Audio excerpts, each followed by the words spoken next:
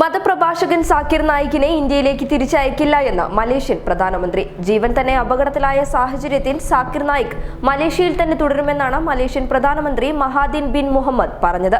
സാക്കിർ നായിക്കിനെ ഇന്ത്യയിലേക്ക് തിരിച്ചയക്കണമെന്ന ആവശ്യം സർക്കാർ തലത്തിൽ നിന്ന് തന്നെ ഉയർന്നുവന്ന സാഹചര്യത്തിലാണ് മലേഷ്യൻ പ്രധാനമന്ത്രി നിലപാട് വ്യക്തമാക്കിയത്. മലേഷ്യയിലെ സ്ഥിരനിവാസിയായ സാക്കിർ നായിക്കിനെ രാജ്യത്ത് തുടരാൻ അനുവദിക്കരുത് എന്ന് മലേഷ്യയിലെ മാനവ വിഭവശേഷി മന്ത്രി എം കുലശേഖരനായിരുന്നു ആവശ്യപ്പെട്ടത്. ഇതിനു പിന്നാലെയാണ് പ്രധാനമന്ത്രി നിലപാട് വ്യക്തമാക്കിയത്. മലേഷ്യയിലെ ഹിന്ദുക്കൾക്ക് മലായ് പ്രധാനമന്ത്രിയേക്കാൾ വിശ്വാസവും കൂറും ഇന്ത്യൻ പ്രധാനമന്ത്രി നരേന്ദ്രമോദിയോടാണ് എന്ന സാക്കിർ നായിക്കിന്റെ പ്രസ്താവന അടുത്തിടെ വിവാദമായിരുന്നു. ഇതിനു പിന്നാലെയാണ് സാക്കിർ നായിക്കിനെ നടപടിയെടുക്കണമെന്നാവശ്യപ്പെട്ട് മന്ത്രി കുലശേഖരൻ രംഗത്തെത്തിയത്. ഇന്ത്യൻ ഏജൻസികൾ മുൻപ് 2 തവണ സാക്കിർ നായിക്കിന് വേണ്ടി ഇന്റർപോളിനെ സമീപിച്ചിരുന്നുവെങ്കിലും 2 തവണയും ഇന്റർപോൾ ഇന്ത്യയുടെ ആവശ്യം നിരാകരിക്കുകയായിരുന്നു.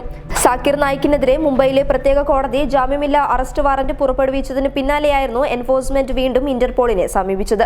സാക്കിർ നായിക്കിനെ മലേഷ്യയിൽ നിന്നും വിട്ടുകിട്ടാനും ഇദ്ദേഹത്തിനെതിരെ റെഡ് കോർണർ നോട്ടീസ് പുറപ്പെടുവിക്കണമെന്നുമായിരുന്നു ആവശ്യപ്പെട്ടിരുന്നത്. ഇതിനു മുൻപും 2 തവണ ഇതേ ആവശ്യം ഇന്ത്യൻ അന്വേഷണ ഏജൻസികൾ ഉന്നയിച്ചിട്ടും ഇന്റർപോൾ വഴങ്ങിയിരുന്നില്ല.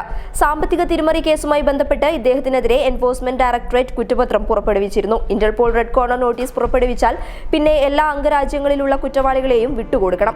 മലേഷ്യ ഇന്റർപോളിന്റെ അംഗരാഷ്ട്രമാണ്. 2010 ഇന്ത്യയുമായി കുറ്റവാളികളെ കൈമാറ്റം ചെയ്യുന്നതിനുള്ള കരാറിൽ ഇവർ ഒപ്പുവെച്ചിട്ടുമുണ്ട്. സാക്കിർ നായിക്ക് വിദേശത്തും സ്വദേശത്തുമായി 193 കോടിയുടെ സാമ്പത്തിക തിരിമറി നടത്തിയെന്നാണ് കേസ്. സാക്കിർ നായിക്കിന്റെ 50 കോടിയിലേറെ വില വരുന്ന സ്വത്തുക്കൾ എൻഫോഴ്സ്മെന്റ് വിഭാഗം കണ്ടുകെട്ടിയിരുന്നു. News desk public Kerala.